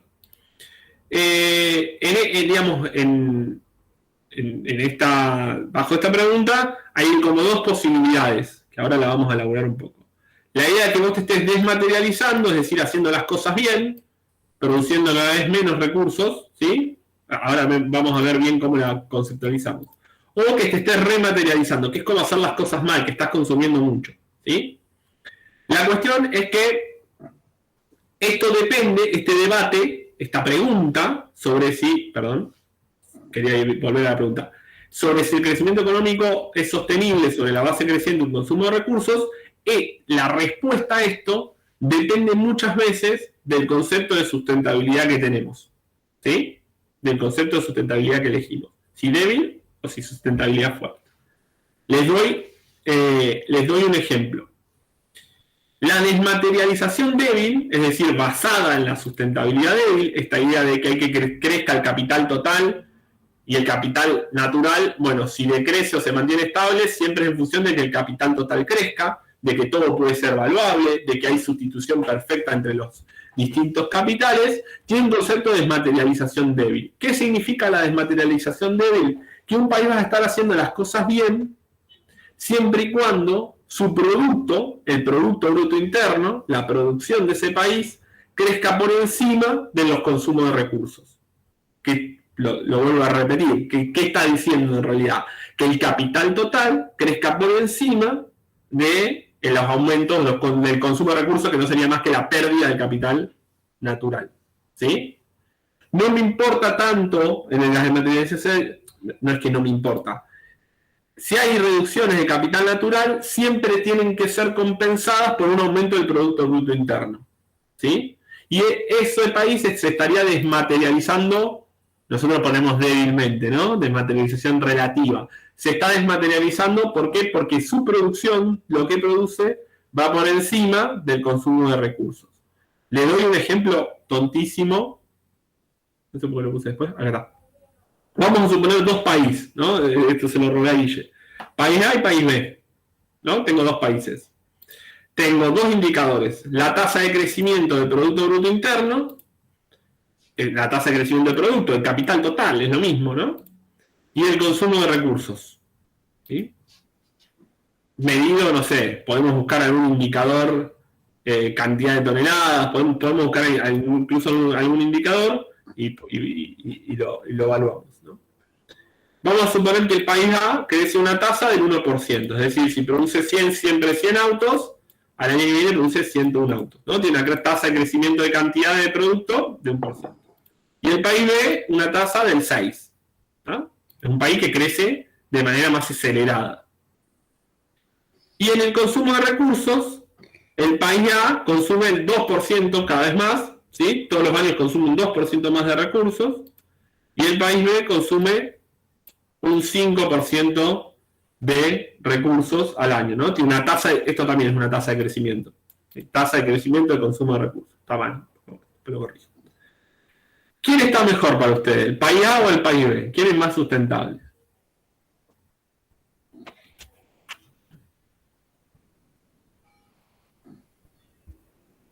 Perdón, yo aclararía, si es que vale la aclaración, que sería justamente lo que se está mostrando es cuánto varía en un determinado periodo, ¿sí? Ah. O sea, hay una evolución acá de las cosas, ¿no? Sí, El PBI entre un año y otro, y el consumo de recursos entre un año y otro, ¿no? Entonces, Exacto. se mide esa variación y se las compara, y ahora sí está la pregunta de ahí abierta. Claro, son tasas anuales, vamos a suponer un año, Exacto. ¿no? El país A en un año creció 1%, pero en ese año consumió un recurso un 2% más que el año anterior, y lo mismo el país B, creció 6% con respecto al año anterior, y el consumo de recursos fue un 5% con respecto al año anterior.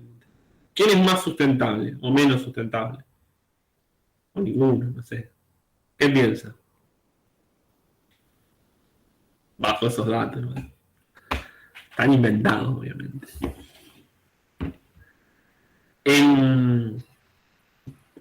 Acá, digamos, el enfoque, o lo que tratamos de visualizar, es que si nosotros tomamos el enfoque, digamos, de la sustentabilidad débil, el que está haciendo las cosas bien. Eso iba a preguntar yo. O sea, hace el bien cuando el PBI crece por encima de los recursos. Bien, Martina. Exactamente. El país B se está desmaterializando, ¿no? Que esto que yo dije que está. ¿Qué significa desmaterializándose para ellos? Para los que de la sustentabilidad débil. Que es la tasa de crecimiento del producto anual crece por encima que la tasa de consumo de recursos, ¿no? Y de alguna manera está logrando algo que se llama el desacople.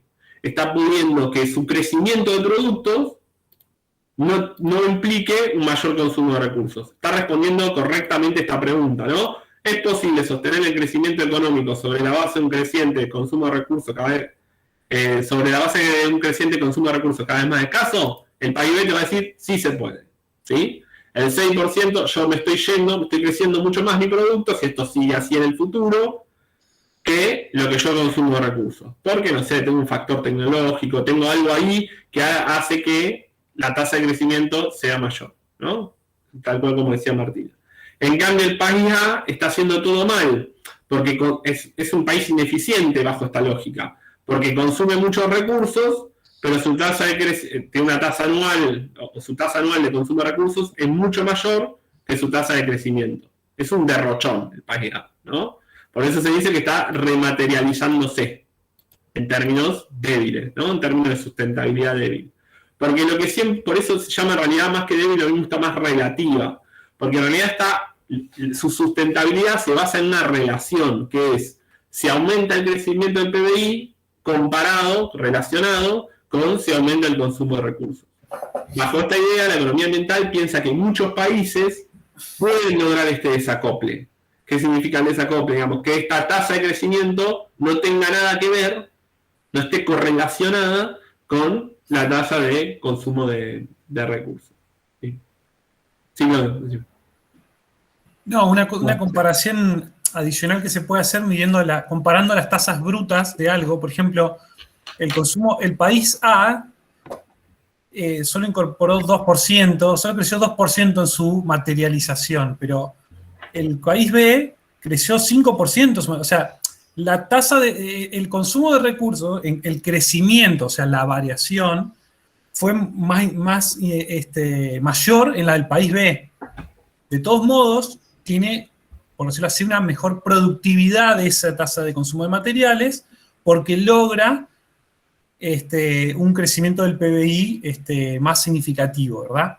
Entonces está la comparación de mismas tasas para distintos países, o sea, como y a su vez está la cantidad absoluta de materiales que puedan consumir, ¿no? Son como los puntos de partida y las variaciones entre ellos, pero después entre variables para el mismo país, lo que determina esa evolución de las variables, si van paralelas o no, o como dijo Aín, se desacoplan, que el PBI puede crecer incluso cuando las otras variables, que se supone que de alguna manera contribuyen al PBI, o tienen menor crecimiento o incluso pueden tener un signo negativo, ¿no? Exactamente. Esto es la desmaterialización débil, ¿no? Todo esto que explicamos es desmaterialización débil. ¿Qué implica? Implica que la tasa de crecimiento de capital total vaya por encima o se desacople de esa tasa de consumo de recursos. En el ejemplo, estamos suponiendo que todos los países son iguales, ¿no? En términos de población, en términos de, digamos, son dos países idénticos, pero, porque si no, uno podría decir otras cosas, ¿no? No es lo mismo que crezca China en 5% en consumo de recursos que Argentina, ¿no? Está claro eso, ¿no? O sea, tiene mucha más población. Entonces, país A y país B, vamos a suponer que eran iguales. Bajo esta lógica, el país B está haciendo bien las cosas, está desmaterializando, su PBI está por encima del consumo de recursos en tasas anuales, y el país A no. Si bien consume menos cosas, en términos porcentuales, tiene una tasa anual de crecimiento del consumo de recursos menor, su tasa de crecimiento del PBI es menor que incluso esa tasa de consumo. La desmaterialización fuerte, basada en la sustentabilidad fuerte o absoluta, en lo que se va a mirar solamente es en el consumo de recursos, ¿sí? Siguiendo nuestra lógica, vuelvo al ejemplo así se entiende más fácil, en la lógica de la desmaterialización fuerte, los dos países están haciendo las cosas mal. Porque esto lo tendría que haber tachado, yo no voy a mirar la tasa de crecimiento del PBI, no lo puedo tachar ahora, pero yo no voy a mirar la tasa de crecimiento del PBI, lo que me va a interesar principalmente es el consumo de recursos, ¿sí? Entonces yo miro que el país A está consumiendo cada vez más recursos, y el país B también está consumiendo incluso más, el país B estaría peor que en el A, bajo la lógica de la desmaterialización fuerte. Porque lo que están haciendo es que cada año que pasa, consumen más recursos de sus fronteras productivas, ¿no? Por así decirlo. O comprado del exterior, ¿no? Pero cada vez consumen más recursos, necesitan una tasa anual de crecimiento del consumo de recursos mayor, y por lo tanto están acelerando, de alguna manera, yéndose contra la pared, ¿no? O pudiendo dañar ese capital natural crítico del que hablábamos. Entonces lo que yo me voy a fijar no tanto la tasa de crecimiento del producto, que no me va a interesar mucho si el país está creciendo o no. Lo que me voy a fijar es si el consumo de recursos es más en un país o en otro, ¿sí? Por eso se llama también desmaterialización absoluta, porque no tiene ninguna relación, ¿sí? Lo relativo siempre es comparado con algo. La desmaterialización absoluta, lo único que miro son los datos de consumo de recursos, ¿sí? Por eso, en este caso de los países, estarían los dos rematerializando fuertemente, ¿sí? ¿Me siguieron? ¿Más o menos? ¿Sí? ¿Bien? Vamos a mirar el mundo, bajo la óptica de Krafft-Ebing. El mundo, ¿qué le pasa al mundo? ¿No? Estos son porcentajes, ¿sí? En el eje de las ordenadas están porcentajes, y el eje de las abscisas son los años, ¿sí? Kraussman siempre el siglo XX. Acá se fue un poquito para acá. ¿Qué está calculando, de alguna manera, la evolución del Producto Bruto Interno en dólares de 1990, que es la forma clásica del Banco Mundial de medir las cosas, el consumo directo de materiales y la población, ¿sí? Y supone que arranca en un índice 1, ¿sí? Por eso mide variaciones, es válido, está midiendo lo mismo, ¿no? Está midiendo variaciones porcentuales. Bajo un índice 1, no 100, podría estar en 100, pero... ¿Qué nos muestra? ¿Qué pasa en el mundo? El mundo pasa lo siguiente, es feo gráfico en términos de colores, está muy bueno este paper, lo super recomiendo. El Producto Bruto Interno va por encima, es la línea que va por encima, más abajo vemos el consumo de materiales y más abajo vemos la población, ¿sí? El aumento de población. Entonces, acá podemos sacar muchas conclusiones, si quieren ayudarme, mucho mejor, pero la primera es que el mundo tendría una desmaterialización débil. ¿Qué significa? En la lógica de la sustentabilidad débil, el mundo es sustentable. ¿Por qué? Porque la producción o el Producto Bruto Interno está siempre por encima del consumo de materiales. ¿Sí? Incluso, este gráfico es el argumento del desacople, ¿no? No solo cada vez está por encima, sino que cada vez esa brecha se amplía mucho más. ¿Sí? No sé si me siguieron, pero... O sea, bajo esta lógica, esa es la primera conclusión que podemos sacar. Hay una desmaterialización débil. La segunda es que si nosotros miramos solamente la sustentabilidad fuerte, podemos decir que en realidad no me interesa el PBI, que es un indicador monetario, no me está diciendo nada sobre los límites físicos, solamente voy a mirar el consumo directo de materiales. ¿Sí?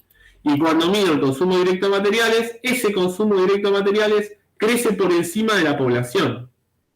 Es decir, que no es que está bancando a los bebés nuevos que nacen cada día, sino que cada habitante de la Tierra cada vez consume en promedio, y es un promedio mundial, así que tomémoslo con muchas pinzas, consume más, ¿sí? O tiene un mayor consumo directo de materiales. ¿Está bien? Entonces, en términos de la sustentabilidad fuerte, nos estaríamos rematerializando fuertemente, ¿no? Estaríamos peor. Fíjense, son dos diagnósticos antagónicos, ¿no? Opuestos, completamente distintos. Si nosotros tomamos el concepto de sustentabilidad débil, y no estamos tan mal. Incluso estamos bien, hay idea de desacople en los economistas ambientales, que a mí me tocó tener un curso con un par. Digamos, el PBI está creciendo mucho en comparación de los consumos materiales, y el capitalismo es un buen sistema para garantizar el desacople, ¿no? Responderían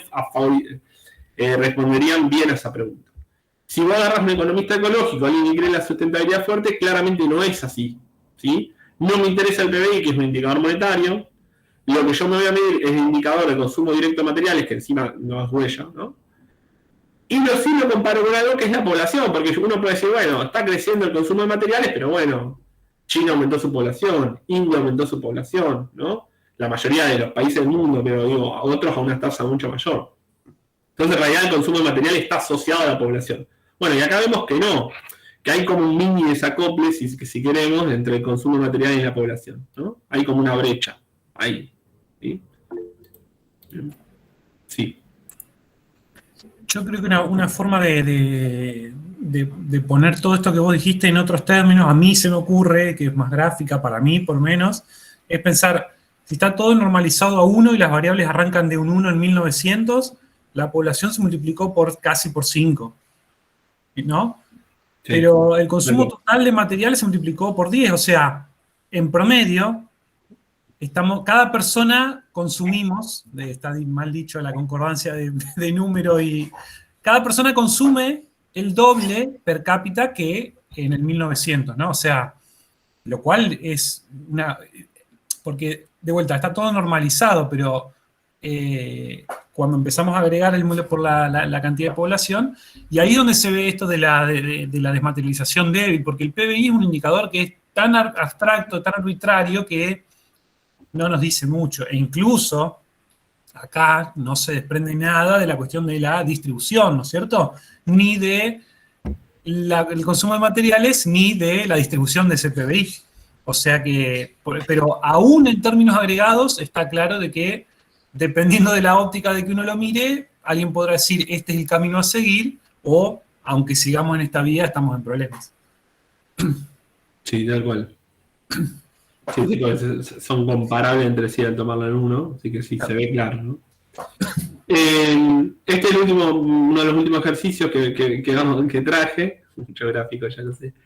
Esto está ordenado en cantidad de países, no se puede poner, lo primero es cantidad de países, 73, 24, 52, y al lado te da el porcentaje, ¿no? Sobre esta base de, creo que eran un poquito más de 100 países, Infante Amate, lo calcula, bueno, de los países, el 24%, el 16%, o sea, 24 de esa muestra, está haciendo las cosas bien. ¿Qué significa? Que está reduciendo el consumo de materiales, ¿sí? O sea, eso estaría bien, según la lógica de la economía ambiental y según la lógica de la economía ecológica, siempre y cuando crezca el PBI, ¿no? En esos países. Pero ese 16% de los países a nivel mundial está haciendo las cosas bien. Cada vez consume menos materiales y energía, ¿sí? Esa es como la idea. El 35% de los países está haciendo todo mal. No solo consume cada vez más material y energía, que ahí ya la economía ecológica va a poner que hay una rematerialización, sino que su PBI crece por debajo de ese consumo directo de materiales. ¿Sí?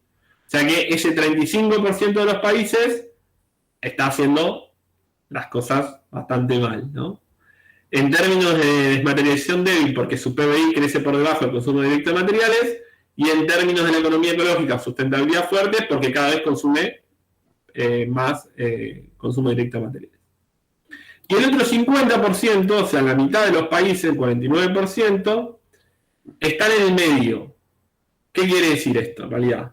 Que en términos de sustentabilidad débil está bien, este 49% sería todo verde, ¿sí? Sería todo verde en términos de economía ambiental y sustentabilidad débil, porque si bien consume más materiales, su PBI crece por encima. ¿Sí? Así que esto estarían haciendo las cosas bien. Hay muy pocos países que estén haciendo las cosas mal bajo la lógica de la sustentabilidad débil. ¿Sí? En cambio, bajo la lógica de la sustentabilidad fuerte, este 49% sigue haciendo las cosas mal porque consume, no me importa el PBI, consume cada vez más material y energía. Estaría todo en rojo. Por eso digo que el diagnóstico es centralmente opuesto, ¿no? Centralmente opuesto. Podemos coincidir en que 16% están haciendo las cosas bien y 35% las cosas mal, pero sobre el 50% de los países los conceptos de sustentabilidad se dividen. Uno te va a decir que están haciendo las cosas bien porque el PBI crece mucho en comparación del consumo directo de materiales, y otros, la sustentabilidad fuerte, te va a decir que están haciendo las cosas mal porque el consumo directo de materiales está creciendo en tasas anuales cada vez más crecientes, ¿no? Si lo miramos en términos de población y no en cantidad de países, este es más representativo. El de población es más representativo. Casi el 86%, perdón, el 86% estaría haciendo las cosas mal en términos de sustentabilidad fuerte, y en cambio el 89% estaría haciendo las cosas bien en términos de sustentabilidad débil. Esto es un poco para mostrarle con otro estudio distinto cómo en realidad este concepto es central para que nosotros entendamos si el mundo va por un lugar sustentable o no. Si hay alguien que está hablando de la sustentabilidad débil, y bueno, va a relativizar un poco los malestares en términos ambientales, ¿no? Y la sustentabilidad fuerte es otra cosa, ¿no? Entonces, son dos conceptos que uno puede decir, bueno, refieren a lo mismo, pero claramente están desarticulados en diferentes cosas, ¿sí? Disculpame, me olvidé. Bueno, termino con este gráfico, así no los aburro. En términos de, incluso, este es un gráfico también de Infante Amante, en términos de rematerialización, el 14% de la población mundial estaría haciendo las cosas bien, esta curva que está acá, ¿sí? Estaría haciendo las cosas mal, esta rematerialización, esto que está en rojo, ¿no? 14% de la población y el 35% del muestreo del país está haciendo las cosas mal, ¿no? Lo que estaban en rojo. ¿Y cuáles son? Los más pobres. $449 per cápita. Los que están haciendo las cosas bien en el lado opuesto son solamente el 16% de los países, el 11% en términos de población, pero son los más ricos, ¿no? Tienen $2.885 per cápita. Y los que están en el medio, que para la economía ecológica están haciendo las cosas mal, ¿sí? Se están desmaterializando, pero débilmente, en términos fuertes se están rematerializando, son los países emergentes, ¿no? India, China, Argentina, Brasil, México, ¿sí? Son los países más poblados y los no son tan pobres como República Centroafricana, pero tampoco son Noruega, ¿sí? Esto nos lleva a un montón de lógicas medio absurdas a esta pregunta de si los países más ricos son más eficientes en su uso de materiales y el crecimiento económico garantiza la mejor presión de los recursos. Bueno, cuando lo miramos en términos absolutos y dejamos de mirarlo en términos relativos como el PBI, claramente no, ¿no? O sea, los países ricos, que están en este lado, son los que más PBI por habitantes tienen, ¿sí? ¿Está? Y este es el consumo de materiales por habitante. Entonces, eso representa el gráfico. Los países de la derecha, obviamente, tienen mucho PBI per cápita, ¿no? Y los países de arriba, y mientras más te vas hacia arriba, más consumo de materiales por habitante tenés. Y lo que vemos es que en realidad, en términos absolutos, esos países que tienen más PBI per cápita, de alguna manera, tienen un consumo de materiales mayor, ¿sí?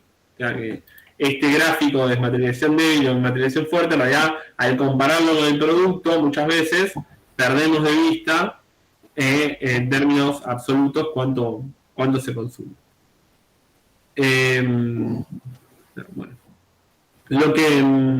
Bueno, ¿alguna duda? Porque esa parte fui más rápido. Pero la idea básica es, mostrándoles estos estudios a nivel mundial, es que depende del concepto de sustentabilidad que nosotros optemos, nosotros tenemos distintos resultados, ¿no? Nosotros tenemos distintos resultados. Y hay algo que no tuvimos en cuenta hoy, ¿sí? Que vamos a tener en cuenta la clase que viene, que es la idea de que nosotros estamos midiendo. Muchas veces cuando uno mide desmaterialización y rematerialización, estamos midiendo lo que extrae un país, pero no estamos viendo el comercio internacional que tiene ese país. Porque uno puede decir, bueno, Argentina se está desmaterializando débilmente, o sea, cada vez consume más materiales y energía. Y su PBI crece por encima de ese consumo de materiales y energía. Bueno, el PBI no me interesa, te digo yo. Quiero mirar, como economista ecológico, el consumo de material y energía. Pero ¿hacia dónde va ese consumo de material y energía? Un poco lo respondimos con el metabolismo socioeconómico. Bueno, gran parte son el supermercado del mundo y son esas exportaciones. Entonces habría que pensar si los que están haciendo las cosas bien, es decir, los que tienen una desmaterialización fuerte, si los que están haciendo las cosas bien no hacen las cosas bien porque en realidad compran esos materiales y energía en otras partes del mundo, ¿sí? Lo que no miramos hoy y que vamos a mirar la próxima clase es el intercambio que hay entre esos países, el comercio internacional que hay entre esos países, ¿sí? Miramos como lo estático, el consumo de materiales dentro de una frontera y lo comparamos con el PBI. Y no hay flujos ahí. Y en realidad el mundo, cada vez más, son flujos todo el tiempo de un lado hacia otro. Entonces un poco, sobre todo material y energía. Entonces, un poco la idea en la clase que viene va a ser mostrar eso, ¿sí? Una pregunta, duda, comentario, muchos gráficos por hoy. Bueno, no sé si hay preguntas, comentarios, dudas. La clase que viene vamos un poco a retomar a partir de esto. Mi idea básica era dar esos tres grandes conceptos: metabolismo socioeconómico, entender que la dinámica económica tiene un impacto ambiental específico y que si nosotros vemos ese impacto ambiental nos dice mucho de cómo es esa economía o esa estructura.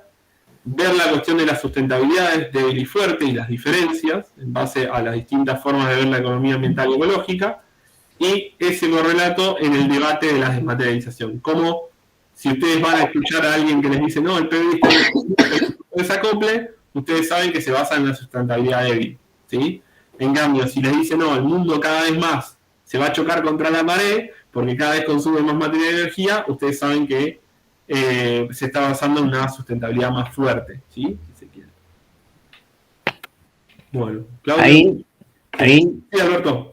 Sí, no, de dos recomendaciones, no sé qué bibliografía le vas a dar vos, pero hay dos autores que a mí me han gustado mucho en cuanto a desacople, hacer la touch, y en cuanto a metabolismo socioeconómico, Víctor Toledo, el mexicano. Sí, Toledo es uno de los mejores, adhiero completamente, por lo menos en términos conceptuales, ¿no? Muchas de las frases se las robamos a él. Pero sí, bueno, gracias, Alberto. No, yo de mi parte nada más, solo que como consideración está bueno relacionar lo que se vio hoy con lo que vamos a ver la clase que viene y que tiene su implicancia en términos de de considerar que el planeta es una sola cosa, ¿no es cierto? Es una sola cosa, es un sistema cerrado, entonces los materiales que un país está consumiendo pero que no los produce o no los extrae de su territorio salen de otro lado.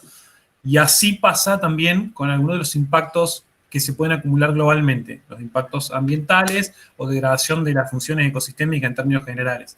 Así que como estamos en un mundo que es cerrado, de alguna manera esos recursos materiales, por lo menos, de algún lado salen, de algún lado salen.